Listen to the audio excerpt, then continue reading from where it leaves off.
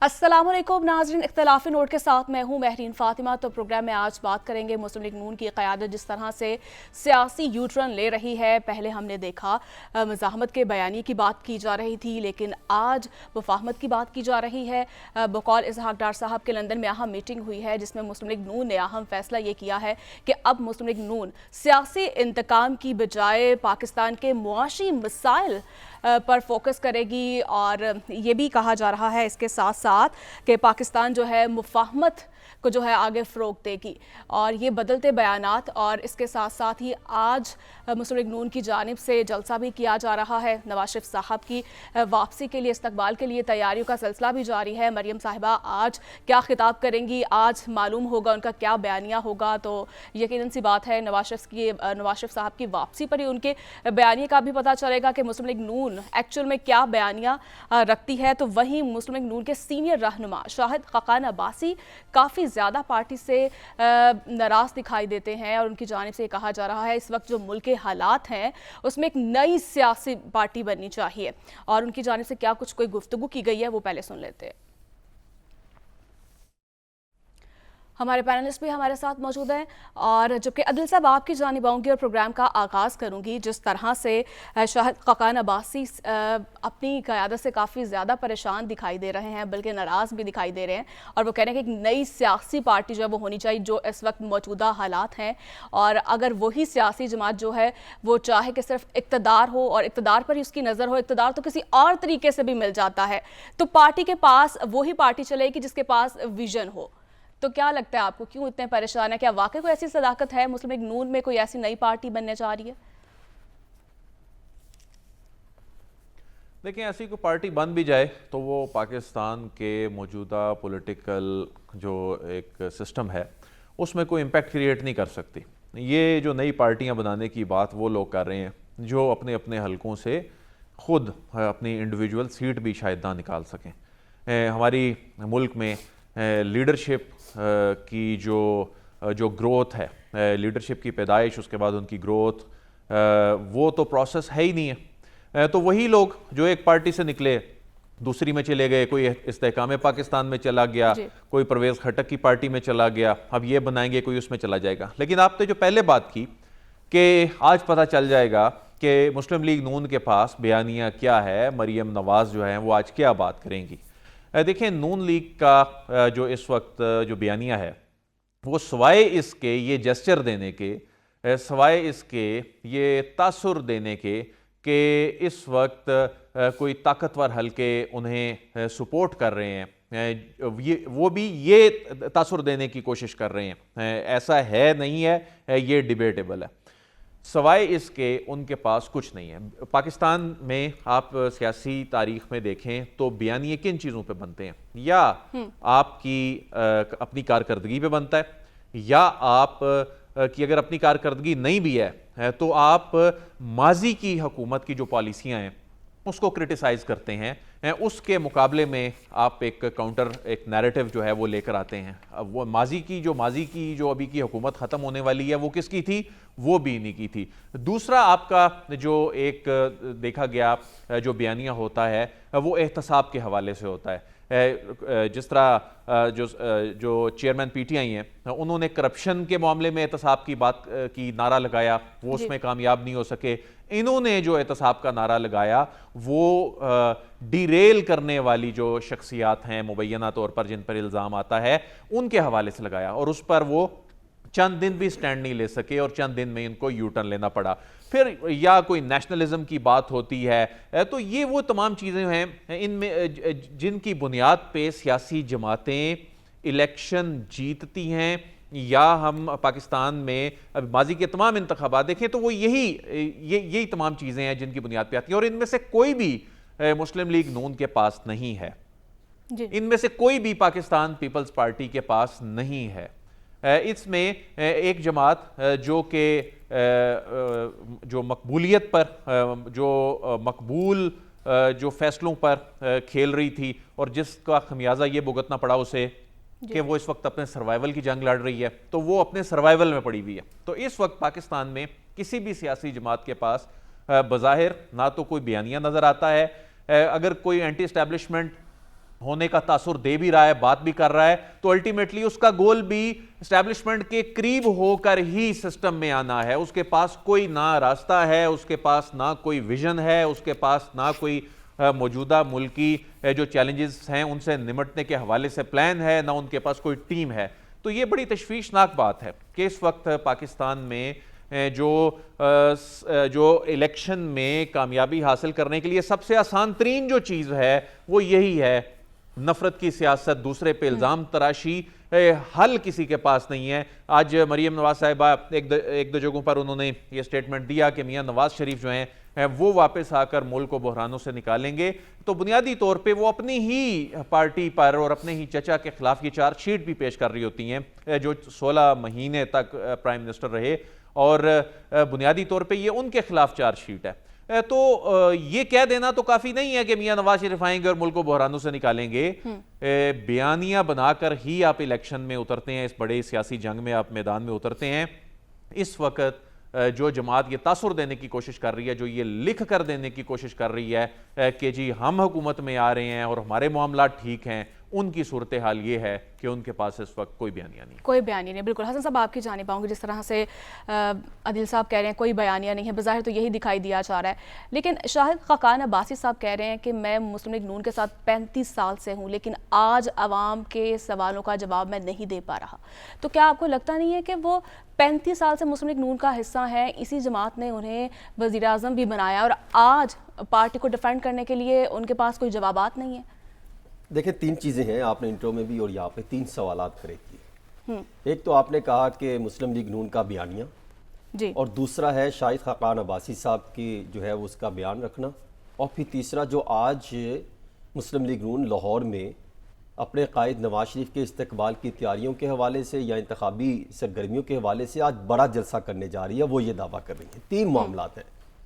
پہلے تو ذرا بات کر لیں کہ یہ ان کی جو بیانیہ کے حوالے سے, تو وہ آپ کو یہ اندازہ ہے کہ وہ سیاست میں ایک اصطلاح استعمال کی جاتی ہے سافٹ ویئر, اور جب کوئی اپلیکیشن کرپٹ ہو جائے تو وہ اس کو پھر اپ ڈیٹ کرنا پڑتا ہے.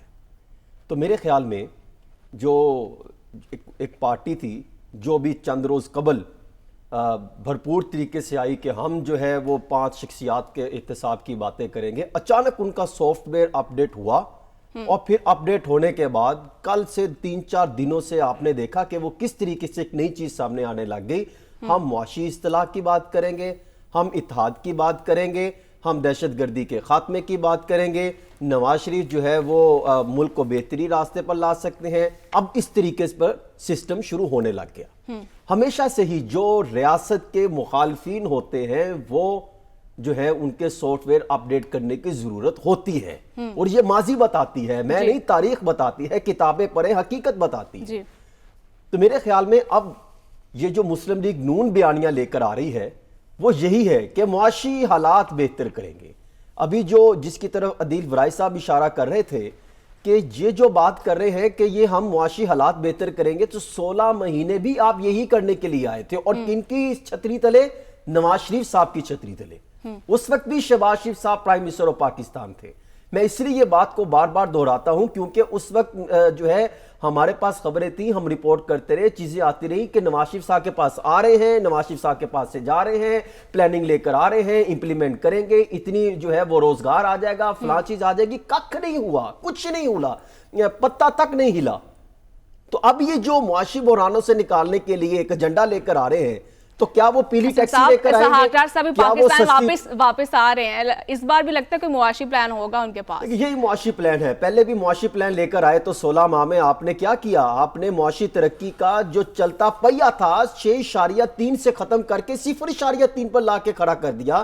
یہ کوئی ڈھکی چھپی بات نہیں ہے, ڈاکومنٹس میرے پاس ہر طرح کا موجود ہے, ان کو میں چیلنج کرتا ہوں, یہ اٹھا کے دیکھ لے. یہی چیزیں ہیں, یہی ڈاکومنٹس بتاتے ہیں کہ آپ نے 16 مہینے میں کیا جو ہے وہ ملک کا ستیہ ناش کیا, اور پھر کیا کر کے چلے گئے. اب یہ آئیں گے کیا کریں گے؟ وہ پیلی ٹیکسی, وہ قرضہ مکاؤ سکیم, وہ اربوں ڈالر بنا لیے وہ ان لوگوں نے جن کو کہ محلے میں منہ نہیں لگایا کرتا تھا. حالات تبدیل کریں گے, اپنی پارٹی کے حالات تبدیل کر گئے, چند ایک اشرافیہ کو اوپر لے آئے, باقی کو نظر انداز کر گئے. اور آج جو یہ باتیں کر رہے ہیں شاہد خاقان عباسی صاحب, وہ بھی اسی کے اندر سے ہے کہ تنظیم سازی جو آپ نہیں کرتے, جو آپ اپنی پارٹی میں جمہوریت کا دعوے دار بنتے ہیں, اپنی پارٹی میں جمہوریت کی پروان نہیں چڑھاتے, تو پھر آپ کون سی بڑی جماعت بننے کے دعوے کرتے ہیں؟ اصل تو جماعت ہوتی ہے جو ہے, میں جماعت اسلامی کو دیکھتا ہوں تو وہاں پر جائیں تو ہر بندہ اس پر جو ہے وہ تحفظات کا اظہار کرتا ہے کسی ایک بھی ایشو پر, اور ان کی بات کو سنی جاتی ہے, تسلیم کیا جاتا ہے, ان کے حوالے سے پھر اس میں تبدیلیاں لائی جاتی ہیں, ہر بندے کو حق ہوتا ہے. اسی طرح ماضی میں بھی ہم نے دیکھا کئی سیاستدان جو ہے وہ اس طرح کے کیا کرتے تھے. انہوں نے لا کے کیا کیا, خبردار کوئی کسی کے خلاف بات کرے, شاہد خاقان عباسی ہو, مفتاح اسماعیل صاحب ہو اور باقی ہو, ایک لمبی فہرست ہے اگر نکالنے کو تلاش کی جائے تو کیا کیا؟ اب آپ نے ان کی زبانوں پر تالے لگا دیے شاہد خاقان عباسی صاحب پہ.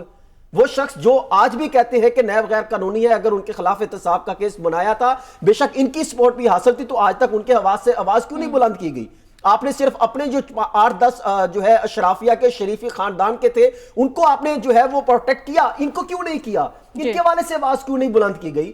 تو وہ کہتے ہیں کہ جب اتنے مسائل, اتنے گمبھیر مسائل ہیں, جب آپ جو ہے تقریباً 12 کروڑ سے زائد افراد غربت کی لکیر سے نیچے ہوں, جو ہے وہ بے روزگاری بڑھ رہی ہو, آئے روز جو ہے وہ حالات برے ہوں, روٹی کھانے کو نہ ملے, تو یہاں پر وہ پارٹی کو ڈیفینڈ کریں گے, وہ عوام کو ڈیفینڈ کریں گے. میں یہ سمجھتا ہوں کہ چاہے وہ شاہد خاقان عباسی صاحب پارٹی کے علاوہ کچھ نہ ہو. حسن صاحب آپ کیا کہہ رہے ہیں؟ مریم صاحبہ کہہ رہی ہیں, ہمیشہ کہتی ہوں کہ نواز شریف صاحب کی دی ہوئی ترقی نکال دیں تو پاکستان میں صرف کھنڈرات ہی بچیں گے. آپ یقین کریں کہ اس پہ تحقیقات ہونی چاہیے اس جملے کی, کہ کیا انہوں نے کھنڈرات بنائے یا ان لوگوں نے آنے کے 16 مہینے میں کھنڈرات بنائے. کچھ دور, کچھ پروجیکٹ نواز شریف صاحب کے اچھے تھے اور ہیں, ان کو تسلیم کرنا چاہیے, لیکن کچھ چیزیں اچھی نہیں ہیں جن کو آپ جو ہے وہ پروٹیکٹ نہیں کر سکتے, جو ریالٹی سے تعلق رکھتی ہیں. اس پر آپ کیا جواب دیں گی؟ وہ بھی 13 سے 17 کے دوران میں تھا. آپ نے ہی اس پوزیشن پہ لا کے کھڑا کیا نا کہ آپ کے جو ہے وہ ختم کرنے کے لیے اس وقت کی اسٹیبلشمنٹ نے ایک پروجیکٹ لانچ کر دیا, تو اس کو چاہیے تھا کہ آپ جو ہے وہ کھل کر میدان میں آتے, نہیں آ سکے, اور آپ آ جائیے. وہ تیسرا جو آپ نے پڑھا, ایک وہ میں اس کو کہتا ہوں کہ مزاحیہ سا ایک جملہ ہے کہ آج جلسوں کا آغاز کیا جا رہا ہے. کل میں نے ترجمان مسلم لیگ نون مریم اورنگزیب صاحبہ کو فون کیا, ان سے پوچھا کہ واقعی کل جلسے کرنے جا رہے ہیں؟ تو انہوں نے کہا جی بالکل, ہم جو ہیں کل پہلا جلسہ کریں گے لاہور میں, اور 7 لاہور میں جلسے ہوں گے, اور بھرپور طریقے سے جو ہے وہ ایک جشن منایا جائے گا, کیونکہ مسلم لیگ نون کے قائد نواز شریف صاحب آ رہے ہیں. تو میں آج بڑا میں پرجوش تھا کہ مسلم لیگ نون کے قائد اور سابق وزیر اعظم 3 دفعہ کے پرائم منسٹر صاحب آ رہے ہیں, تو میں بھی ذرا جاؤں. آپ یقین کریں ایک مختص سی گلی میں, مختص سے پنڈال میں لاکھوں افراد کی جو ہے وہ خواہش لے کر وہاں پہ منتظمین موجود تھے, اور یہ بتایا جانا تھا کہ بہت بڑا پنڈورا باکس جو ہے وہ کھلے گا سابقہ حکومتوں کے خلاف, عوام لپک کر آئے گی اپنے قائد کے استقبال کے لیے. کچھ ایسا میں نے دکھائی نہیں دیا. وہ MNA ملک ریاض جو شاہدرہ سے جیتے ہیں, ان سے پوچھا کہ آپ کے باقی جو نیچے MP موجود ہے وہ کہاں ہیں؟ کہنے لگے وہ تو نہیں آئے. آپ ان سے پوچھیں, بھئی آپ نے ان کو بلایا تک نہیں, آپ خود جو ہے وہ اپنے گلی میں دیکھیں, جس گھر میں رہتے ہیں اس گلی میں آپ نے جلسہ سجایا, 2000 کرسیاں لگائیں, اور وہاں پر موجود افراد کیا کہتے ہیں؟ کہتے بھی ہم تو یہاں پر صرف کھانے پینے کے لیے آئے ہیں. اس گلی میں مجھے 3 ایسے شخص ملے کہ جن کے گھر میں ایک وقت کی روٹی مشکل تھی. حالات تو یہ بن چکے ہیں. وہ وہاں پر آئیں گے اچھی امید لے کر کہ شاید ہی آئیں گے اچھا جھنڈا لے کر, لیکن احتساب کی باتیں کریں گے, ماضی کی باتیں کریں گے تو ملک ترقی کیسے کرے گا؟ پھر ماضی کی باتیں کرنی ہے تو وہ شروع کریں جب سے 85 سے جو ہے جو پروجیکٹ لانچ ہوا, کس طریقے سے کیسے کیے, کون کون سی ڈیلیں کی, کون سے آپ نے کب جو ہے IPPs کے ساتھ معاہدے کیے, کب آپ نے پروجیکٹ لانچ کیے, کون سے ٹھیکیدار انوالو ہوئے, کتنی پرسنٹیج گئی, کون جو ہے زمین سے شرافیہ تک پہنچا, کون غربت سے ان کے دماغوں سے نکل گئی, کہاں پر پہنچ گئی. اس کی تحقیقات ہونی چاہیے, اس کا احتساب ہونا چاہیے. جو آپ پر کرپشن کے ایلیگیشنز لگتے ہیں, منی لانڈرنگ کے ایلیگیشنز لگتے ہیں, ہیون فیلڈ اپارٹمنٹ کے لگتے ہیں, اس کے جو ہے ایویڈنس ہونی چاہیے, اس کی وضاحت سامنے آنی چاہیے. عوام رول گئی ہے, عوام کہتی ہے ہمیں بیانیے سے کوئی لینا دینا نہیں, الیکشن ہونے چاہیے وقت پر ہوں, آئین کے مطابق ہوں. دوسرا وہ کہتے ہیں کہ جب انتخابات ہوں اور معاملات بہتر ہوں, چاہے وہ نگران حکومت کرے چاہے منتخب حکومت کرے, سب مل بیٹھ کر ملک کا سوچے تاکہ ملک کے لیے فیصلہ کریں. بالکل. عبدل صاحب آپ کی جانب آؤں گی. جس طرح سے شاہد خاقان عباسی ایک نئی پارٹی کی بات کر رہے تھے, اور جہانگیر ترین صاحب اور پرویز خٹک صاحب نے بھی کوئی سیاسی نئی پارٹی بنائی ہے, کیا بیانیہ ہے ان کا؟ کوئی ہلچل جو ہے وہ دکھائی نہیں دے رہی, کیوں اتنی خاموشی ہے؟ دیکھیں ان پارٹیوں کی بنیاد آپ دیکھیں، مثال کے طور پہ آپ نے پارٹی بنا کر ایک اپوزیشن کی آواز بننا ہے اگر آپ حکومت میں نہیں ہیں، اور یہ پارٹیاں ان میں سے ایک پارٹی تو اس دوران بنی جب جو پی ڈی ایم کی گورنمنٹ تھی، اور اس پارٹی کے قیام میں ان کے جو اس وقت پی ڈی ایم گورنمنٹ کے جو ایڈوائزرز تھے وہ بیٹھے ہوتے تھے. یعنی آپ نے خود ٹیگ کر دیا کہ یہ بنیادی طور پہ جو پارٹی ہے یہ پی ڈی ایم جماعتوں کی آشرواد سے بنی، استحکام پاکستان کی میں بات کر رہا ہوں. پھر اس پارٹی نے حکومتی پالیسیز کو کرٹیسائز کرنے کی بجائے ایک اپوزیشن کی آواز کو کرٹیسائز کرنا شروع کر دیا. تو آپ کیسے یہ تصور کر سکتے ہیں کہ وہ پارٹی کوئی امپیکٹ کریٹ کرے گی؟ پھر پرویز خٹک صاحب والی جو پارٹی ہے وہ بھی کیا کر رہی ہے، وہ جس پارٹی کے اندر سے نکلی وہ اسی کو کرٹیسائز کر رہی ہے. اب جو مرضی ہے کر لیں، دیکھیں وہ پارٹی جو اس وقت اپنے سروائیول کی جنگ لڑ رہی ہے، آخر اس کی ایک بیس موجود ہے، اس کے فالورز بڑی تعداد میں ہیں، تو آپ بجائے عوامی ایشوز پہ، ان میں سے کسی نے عوامی ایشوز پہ بات نہیں کی ان کے. اور یہ جو ابھی نئی پارٹی کی جو آپ بات کر رہے ہیں ابھی کہ یہ بن کے پتہ نہیں کتنا بڑا انقلاب لے آئے گی، ان میں سے زیادہ تر کے اپنے ذاتی ایشوز ہیں، پرسنل ایشوز ہیں اپنی قیادت کے ساتھ.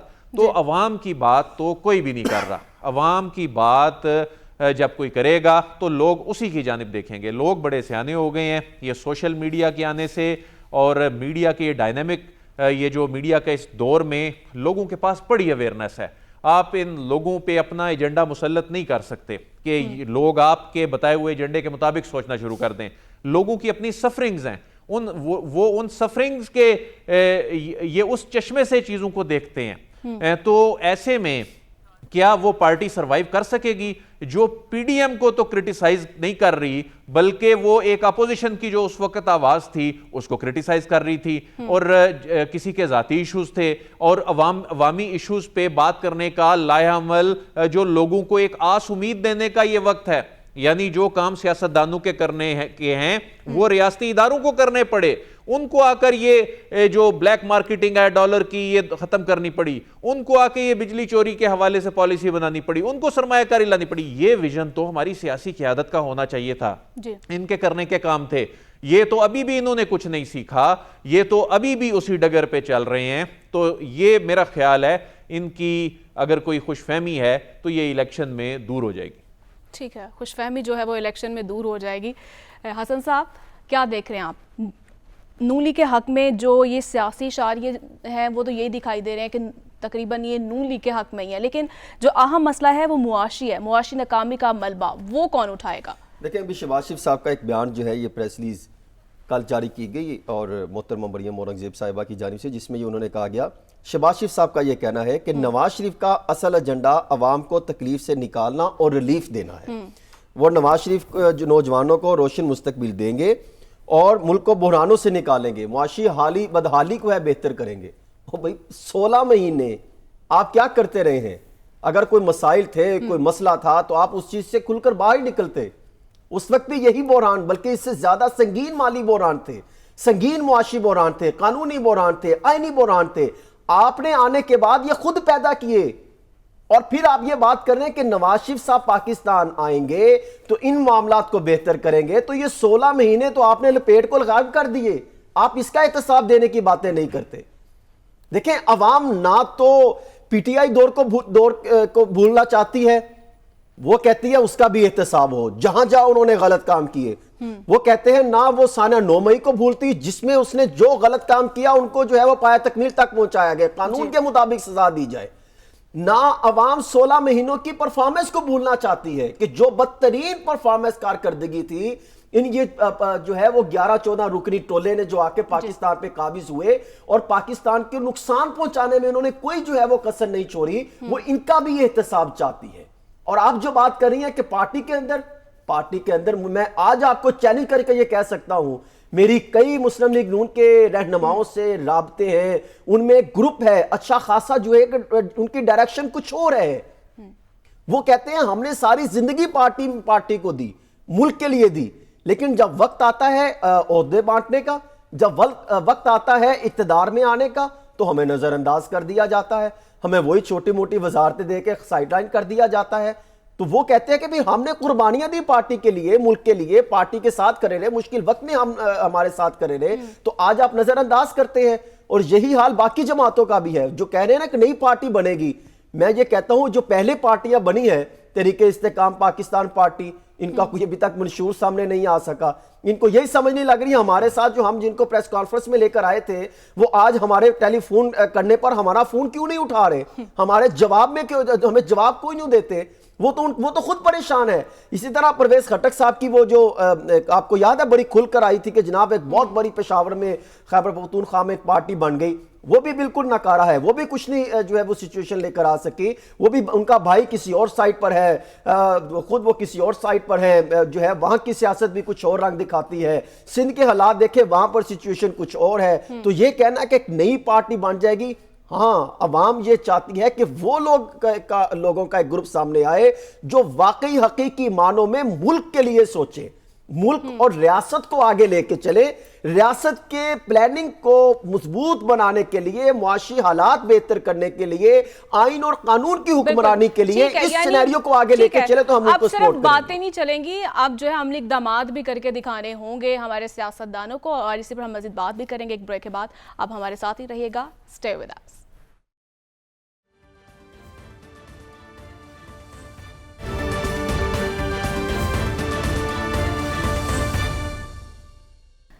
ویلکم بیک ناظرین. جس طرح سے تمام سیاسی جماعتیں سیاسی استحکام کے لیے انتخابات کو ناگزیر قرار دے رہی ہیں، تو وہیں سیاسی جماعتوں کی طرف سے انتخابات سے فرار کے لیے مضحکہ خیز جواز بھی سامنے آ رہے ہیں. مولانا فضل الرحمان صاحب کہہ رہے ہیں کہ انتخابات کے لیے جنوری کا مہینہ جو ہے وہ موزوں نہیں ہے، کیونکہ جنوری کا مہینہ کہ ایسا مہینہ ہے جہاں شمالی علاقوں میں ایک تو سردی بہت پڑتی ہے، برف باری بہت ہوتی ہے، جس کی وجہ سے لوگ ووٹ ڈالنے کے لیے باہر نہیں نکل سکیں گے. تو یہ کیسا الیکشن ہوگا؟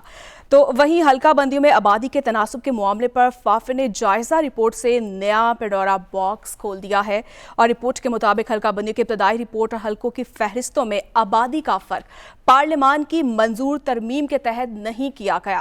180 حلقوں میں آبادی کا فرق 10% عمومی اجازت سے تجاوز ہے، اور یہ فرق پارلیمنٹ سے منظور مساوی رائے دہی کے اصول کے بھی خلاف ہے.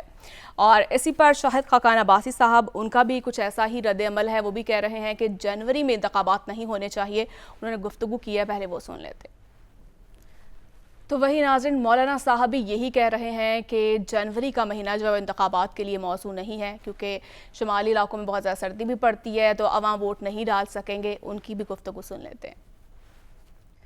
عدل صاحب، آپ کی جانب ہوں گی. آپ نے سنا جس طرح سے مولانا فضل الرحمان صاحب کہہ رہے ہیں، اور شاہد خاقان عباسی بھی یہی کہہ رہے ہیں کہ جنوری کا مہینہ جو ہے نا وہ موزوں نہیں ہے. اور مولانا صاحب تو یہاں تک انہوں نے آج یہ کہہ دیا کہ انتخابات ضروری نہیں ہے بلکہ معاشی استحکام ضروری ہے. تو کیا واقعی تمام سیاسی جماعتیں جو ہیں وہ چاہ رہی ہیں کہ انتخابات میں تاخیر ہو؟ دیکھیں، اس میں تو کوئی شک نہیں ہے کہ زیادہ تر سیاسی جماعتیں یہ چاہتی ہیں سوائے پیپلز پارٹی کے، اور پیپلز پارٹی کے نہ چاہنے کی وجوہات جو ہیں وہ کچھ اور ہیں. لیکن الیکشن کمیشن جو ہے یہ شاید پاکستان کی تاریخ کا پہلا الیکشن کمیشن ہے جس پر انتخابات کے انعقاد سے قبل تنقید ہو رہی ہے. اس سے پہلے تو الیکشن کمیشن پر انتخابات جب ہو جاتے ہیں تو اس رات سے تنقید ہونا شروع ہوتی ہے. اس پر الیکشن سے کئی مہینے پہلے ہی تنقید ہونا شروع ہو گئی. پہلے تو ایک خاص سیاسی جماعت کرتی تھی، اب دیگر سیاسی جماعتیں بھی اس کے اقدامات پر سوال اٹھا رہی ہیں. اب صرف سیاسی جماعتیں ہی نہیں بلکہ جو انتخابی معاملات پر نظر رکھنے والی تنظیمیں ہیں جو جس میں ایک فیفن بھی شامل ہے، اس کی جو رپورٹ آئی یہ بڑی حیران کن ہے. یہ انہی قیاس رائیوں کو، انہی شکوک و شبہات کو دوبارہ اس سے جنم ملے گا کہ انتخابات کہیں آگے تو نہیں چلے جائیں گے. مثال کے طور پہ اگر یہ حلقہ بندیاں انہیں ابھی سے ہی غیر منصفانہ قرار دیا جا رہا ہے، اور اس میں غیر منصفانہ قرار دیتے ہوئے آپ یہ دیکھیں کہ الیکشن کمیشن کیا کہہ رہا ہے. الیکشن کمیشن کو حالانکہ قانون میں یہ سہولت دی گئی کہ آپ ضلع بندیاں توڑ دیں، لیکن آپ حلقے بیلنسڈ بنائیں، آپ اس میں ایک توازن رکھیں. لیکن الیکشن کمیشن نے اس میں اپنی سہولت دیکھی کہ جی وہ جب ضلع بندیاں توڑ دیں گے، دوسرے ضلعوں میں چلے جائیں گے تو اس سے ہمیں کنڈکٹ کرنے میں مشکل آئے گی. یہ بلوچستان میں تو آپ ایسے ہی کر رہے ہیں. لیکن یہاں پنجاب میں اور جو دیگر جو صوبوں میں آپ کو سہولت نظر آ گئی. اس سے کیا ہوگا؟ اس سے یہ ہوگا کہ زیادہ اعتراضات آئیں گے. اچھا ایک یہ اعتراضات جو ہیں ظاہر ہے یہ تو نمٹانے کا ایک ٹائم فریم ہے, الیکشن کمیشن تو نمٹا لے گا, لیکن اس کے خلاف جب یہ ہائی کورٹس میں جائیں گے تو اس بات کا خدشہ ہے کہ جتنی بڑی تعداد میں اس پہ اعتراضات ہو رہے ہیں تو یہ الیکشن کو آگے لے جانے میں بھی کردار ادا کر سکتا ہے. پھر دوسرا آپ یہ دیکھیں کہ الیکشن جو تھے یہ بننے تھے کہیں فروری کے مڈ میں جا کے, اس وقت تک ویسے ہی صورتحال بہتر ہو جانی تھی, لیکن یہ سمجھ نہیں آئی کہ الیکشن کمیشن کو اچانک ایسا کیا یاد آیا کہ اس نے جو شیڈول تھا حلقہ بندیوں کا اس میں 15 دن کی کمی کی, وہ 15 دن پیچھے لے کے آیا, اور اس کے بعد اس نے کہا کہ جی ہم جنوری کے آخر میں الیکشن کرا دیں گے, اور اس کے بعد الیکشن کی تاریخ بھی نہیں دی. اگر آپ اتنے کانفیڈنٹ ہیں کہ جنوری کے آخر میں آپ الیکشن کرا دیں گے تو ایک تاریخ بھی دے دیتے تو یہ انسرٹینٹی ختم ہو جاتی. تو یہ تمام سب کچھ کرنے کے باوجود, آپ کے اعلان کے باوجود بھی یہ غیر یقینی صورتحال ختم نہیں ہو سکی, جس کی ساری ذمہ داری خالصتاً الیکشن کمیشن پر آتی ہے کہ آج کے دور میں, میڈیا کے دور میں, جب تمام چیزیں اوپن ہیں, ایسے میں آپ چیزوں کو کیوں نہیں واضح کر سکے؟ یعنی یہ تمام صورتحال کا جو ہے وہ الیکشن کمیشن ذمہ دار ہے, آپ یہ کہنا چاہ رہے ہیں عادل صاحب؟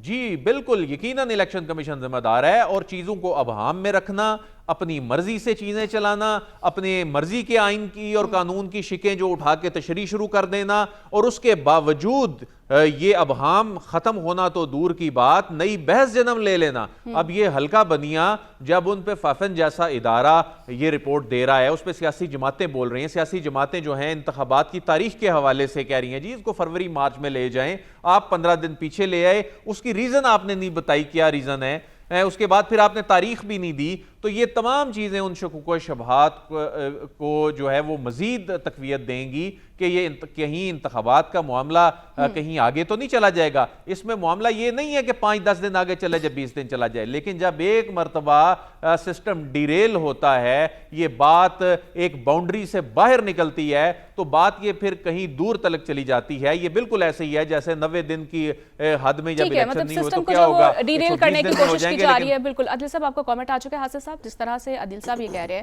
کہ اس تمام صورتحال کا الیکشن کمیشن ذمہ دار ہے, اس سے پہلے ہم نے دیکھا کہ تمام پارٹیوں کے حلقہ بندیوں کے حوالے سے تحفظات ہیں, جس میں MQM ہے, پیپلز پارٹی ہے, اب تو نون لیگ بھی جو ہے وہ حلقہ بندیوں کے حوالے سے جو ہے وہ تحفظات رکھتی ہے. تو اب آپ کیا یہ صورتحال دیکھ رہے ہیں کہ اگر تمام پارٹیوں کے تحفظات اگر دور نہیں کیے جاتے تو انتخابات پر اس کے اثر انداز نہیں ہوگی یہ تمام صورتحال؟ دیکھیں آپ جتنے بھی ماضی کے الیکشن اٹھا کر دیکھ لیں, کوئی نہ کوئی پارٹی, کوئی نہ کوئی امیدوار, وہ تحفظات ان کے پہلے بھی رہے ہیں اور انتخابات جیتنے کے بعد تو ہمیشہ سے ہی رہے ہیں. کوئی یہ تسلیم نہیں کرتا کہ جب ہار جاتے ہیں کہ ہاں یہ الیکشن ٹھیک ہوئے. میں نے تو اپنی زندگی میں جتنے الیکشن کور کیے ہیں, کئی الیکشن کور کیے, جب زرداری صاحب بھی آئے, پھر نواز شریف صاحب بھی جیتے, اور پھر باقی لوگ بھی, میں نے تو کئی الیکشن دیکھے, لیکن کوئی بھی جو ہے وہ جماعت خوش نہیں ہوا کرتی, کیونکہ انہوں نے کوئی نہ کوئی تو ڈھول بجانا ہے عوام کے سامنے جا کر.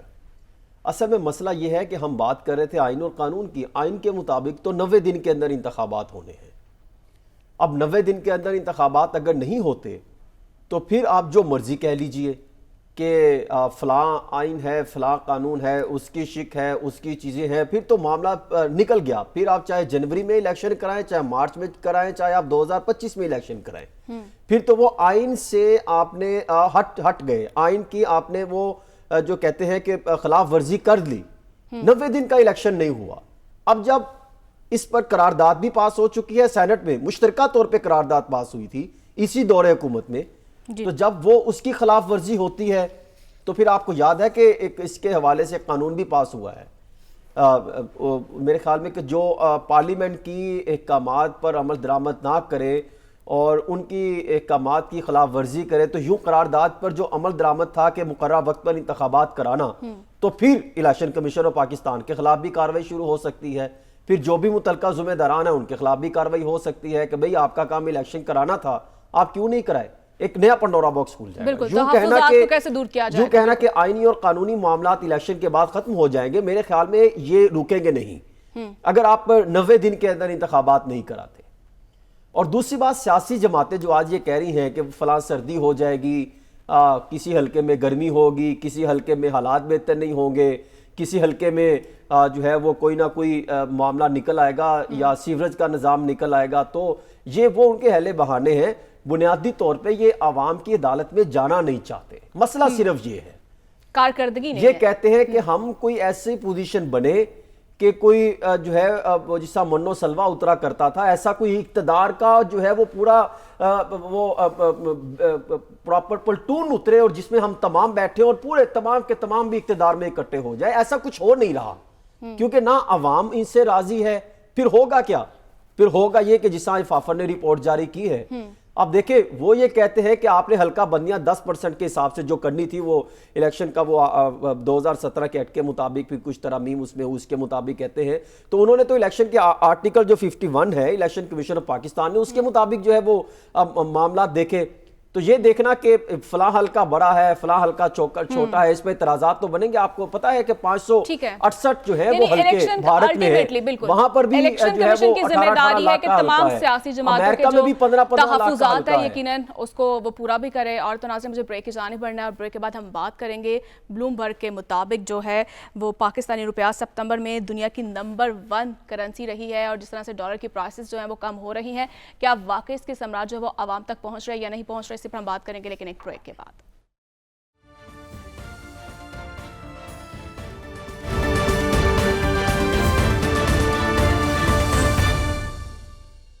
ویلکم بیک ناظرین. عادل صاحب آپ کی جانب آؤں گی. جس طرح سے بلوم برگ کے مطابق پاکستانی روپیہ سپتمبر میں دنیا کی نمبر 1 کرنسی رہی ہے، اور جبکہ ڈالر کی قدر میں بھی کافی بہتری آئی ہے، اس کے ثمرات عوام کو پہنچیں گے کیا؟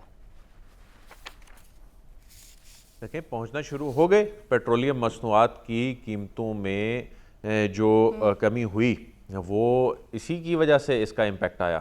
یعنی یہ ایسا تو نہیں ہے کہ عالمی منڈی میں کوئی تیزی سے گرنا شروع ہو گئی ہیں، اور ہمیں مار بھی اسی لیے پڑی تھی. یہ ہماری نااہلی، ہماری کوتاہی کی وجہ سے ہی یہ اوپر گئی. اس میں کوئی دوسری رائے نہیں ہے. یہ جن کی ذمہ داری تھی انہوں نے ذمہ داری پوری نہیں کی.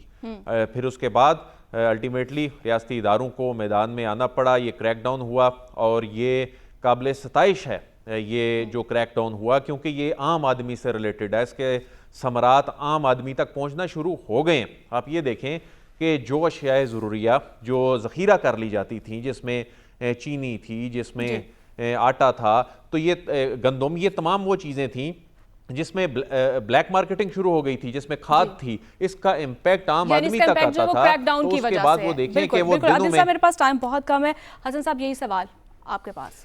دیکھیں ایک طرف تو پٹرول مہنگا ہونے کی باتیں، کم ہونے کی باتیں ہو رہی ہیں. LPG 20 روپے مہنگی ہو گئی، اور میرے خیال میں جس طریقے سے مہنگائی بڑھتی ہے، جب پٹرول بڑھتا ہے تو مہنگائی بھی بڑھتی ہے. تو جب چیزیں کی قیمتوں پہ کہیں پر کنٹرول ہوتا ہے تو مہنگائی اس طرح کم بھی ہونی چاہیے. اور یہ چاہے وہ حکومت منتخب ہو یا نگران ہو، سب کی ذمہ داری عائد ہوتی ہے. لیکن جو نگران حکومت اچھا کام کر رہی ہے اس کی طرف بھی ہمیں فوکس کرنا چاہیے. نگران حکومت نے جو مثبت پلاننگ کی ہے کہ ہم نے اتنے ارب روپے کا ہمیں اخراجات میں کمی کرنی ہے، یہ ایک مثبت پہلو ہے. پھر اس کے ساتھ ساتھ جو پرچون زراعت اور ریئل اسٹیٹ سیکٹر پر ٹیکس عائد کرنے کی تیاریاں کی جا رہی ہیں، یہ ایک مثبت فیصلہ ہے. میں اس لیے اس کی جو ہے بات کر رہا ہوں کیونکہ ہم نے ہمیشہ اس چیز کی نشاندہی کی کہ جو ٹیکس نہیں دیتے ان پر ٹیکس عائد کیا جائے. اور پھر اس کے ساتھ ساتھ جو نگران حکومت کی جانب سے کچھ اچھے اقدامات بھی کیے جا رہے ہیں، اس پر بھی ہم بات کریں گے. لیکن آنے والے جو ہمارے مزید پروگرامز ہوں گے اس پر ہم بات کریں گے، کیونکہ اب پروگرام کا وقت جو ختم ہوا چاہتا ہے. تو ناظرین اگلے ہفتے آپ سے ملاقات ہوگی. اس کے ساتھ مجھے اجازت دیجیے. اللہ نے کے بعد.